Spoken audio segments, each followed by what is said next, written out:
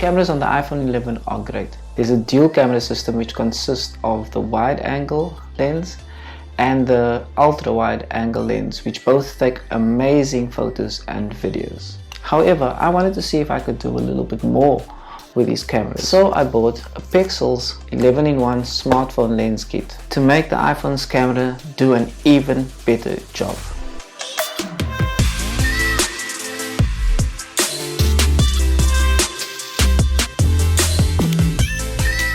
Hi there, I'm Francois. I like exploring ways that I can make my technology work for me. If you would like to get the best out of your technology, why not subscribe to my channel for more tips and tricks on how to do this. The Apexel kit is a very affordable way to get into the world of smartphone lenses and filters. Sure, you could get much better lenses from the likes of Moment, Sandmark and Rhino Shield, but these lenses are usually quite expensive. This Apexel kit is perfect for beginners who want to play around with smartphone lenses and filters.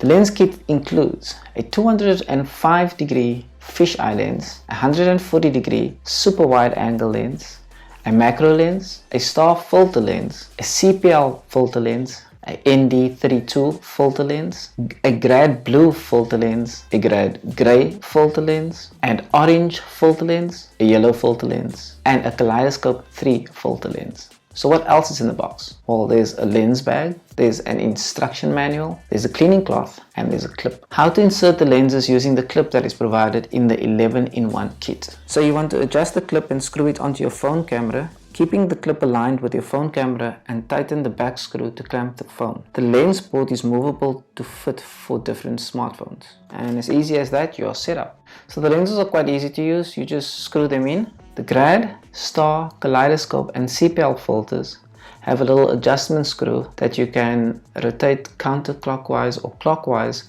so that you can get the right amount of light coming in so that the filter can work properly. The other filters and lenses needn't be rotated. I found that I mainly use 3 of these filter lenses. The ones that I used the most was the super wide angle lens, the macro lens, and the ND32 lens. The super wide angle lens, when clipped on the phone and after getting the balance of the gimbal correct, I can now use this lens to shoot my talking head shots or more often my B-roll shots. With the talking head shots, I found that it kind of sometimes warps a bit. Although it does give you the desired effect, it doesn't always look very nice. And you have to take that into consideration when using this, perhaps for something like that.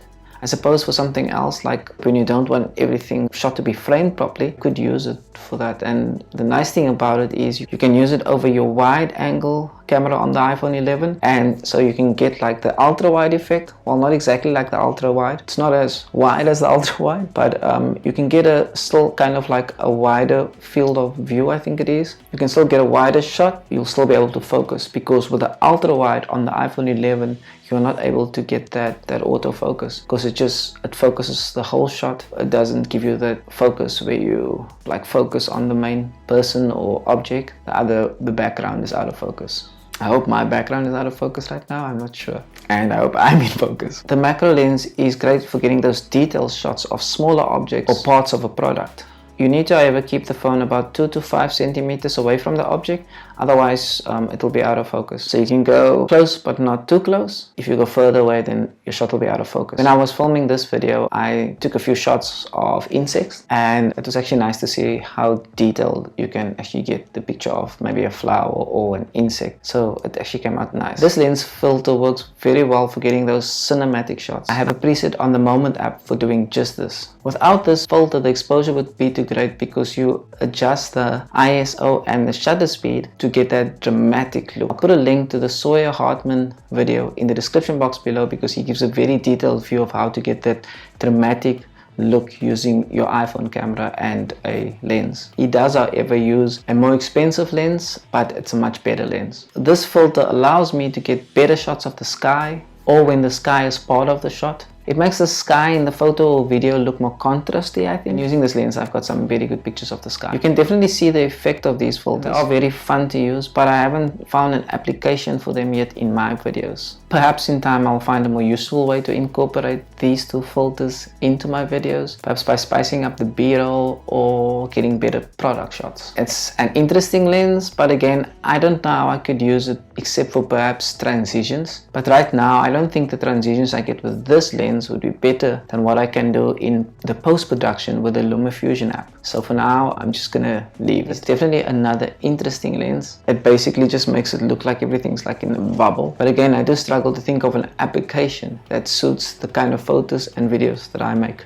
I have taken some photos using this lens for other videos, but I ended up not using them in the actual video. I think that this particular lens could look very good in a different kind of setting. Perhaps when you're taking pictures of huge buildings, it could kind of make them look cooler, kind of like get all of it in the picture. And I can actually imagine also taking pictures like of nature and stuff like that. It could really look cool. Again, with my application, I haven't found ways to use it yet. Grad filters were definitely the least impressive of the bunch. I couldn't really see what it was doing. I'm not sure if I'm not using it properly. I have tried to look up on the internet to see how to use these. In the research that I've done, I haven't found much on them, but obviously they come with a kit and they're going to be there, so I'm going to try to find a way that I can use them.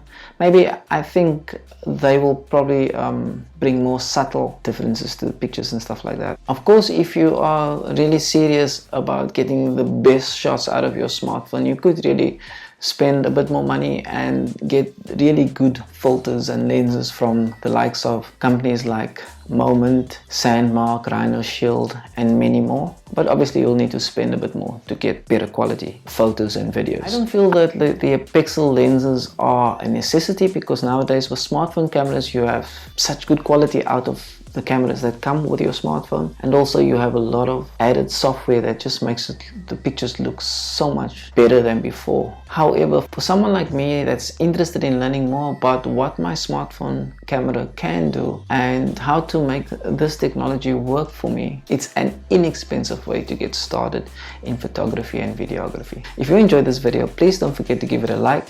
Comment below if you have any questions or suggestions for future videos. Subscribe so you can get notified when the next helpful video comes out, and feel free to share this video with your friends. Thank you for watching.